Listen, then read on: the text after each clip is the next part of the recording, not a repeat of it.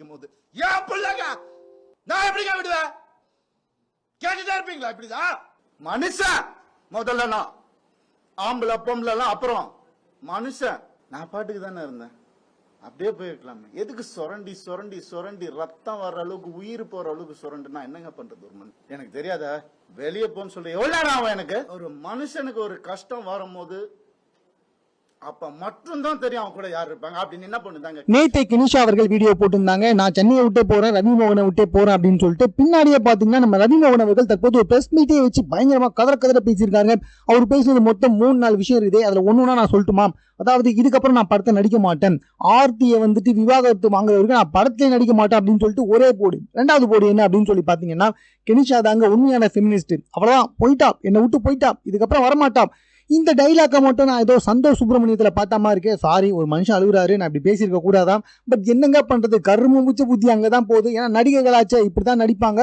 Personal லைஃப்ல அவங்களுக்குள்ள என்ன நடக்குதுன்றது நமக்கு தேவையில்லாத விஷயம் தான். பட் ஆனா இந்த மாதிரி பப்ளிக்கா பேசி ஒரு பிரஸ் மீட்டே வச்சு சொல்லும்போது, அவங்களே பப்ளிக் கிட்ட இதப்பா இப்படிதான் நடக்குது அப்படின்னு சொல்லும்போது நம்ம ஏன் அதை பத்தி பேசக்கூடாது அப்படின்னு ஒரு தாட் வருது. சரி, இன்னொரு 3வது விஷயம் என்ன அப்படின்னு சொல்லி பாத்தீங்கன்னா, என் பசங்களுக்கு இப்போ வரைக்கும் நான் தான் ஃபீஸ் பே பண்ணி வந்துட்டு இருக்கேன். 50 லட்சம் ரூபாய் அவங்க 2 பேருக்குமே நான் தான் ஃபீஸ் பண்ணி வந்துட்டு இருக்கேன். எப்படிங்க என் பசங்க நான் பார்க்காம இருப்பேன்? அவங்க நேரில் பார்க்க விட மாட்டாங்க, ஸ்கூலுக்கு போனா பாடி கார்டு வச்சுக்கிட்டு இருக்காங்க அப்படின்னு சொல்லிட்டு செம்ம ஆவேசமா பேசியிருக்காரு. ஆர்த்தி பிளாக்மெயில் பண்ணி தான் திருமணம் செஞ்சுக்கிட்டாங்க அப்படின்ற மாதிரி ஒரு பெரிய விஷயத்த முன்னாடி எடுத்து வச்சிருக்காரு. என்ன ஆச்சு, என்னதான் ப்ராப்ளம்? ஆக்சுவலா கோர்ட்டு முந்தா நேத்து என்ன சொன்னாங்கன்னா, ஆர்த்தியை பத்தி சமூக வலைதளத்துல பேசக்கூடாது அப்படின்னாங்க.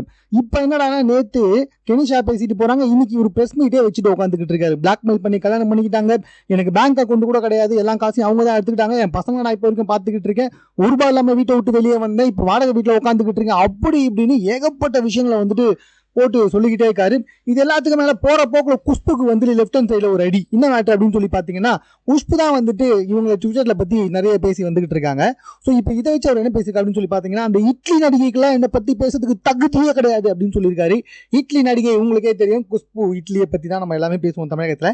சோ அந்த இட்லி நடிகை சொல்றாரு. பட் இப்போ வரைக்கும் பாத்தீங்கன்னா எனக்கு இப்ப தெரிஞ்சு அவங்க இட்லி நடிகை சொல்ல முடியாது.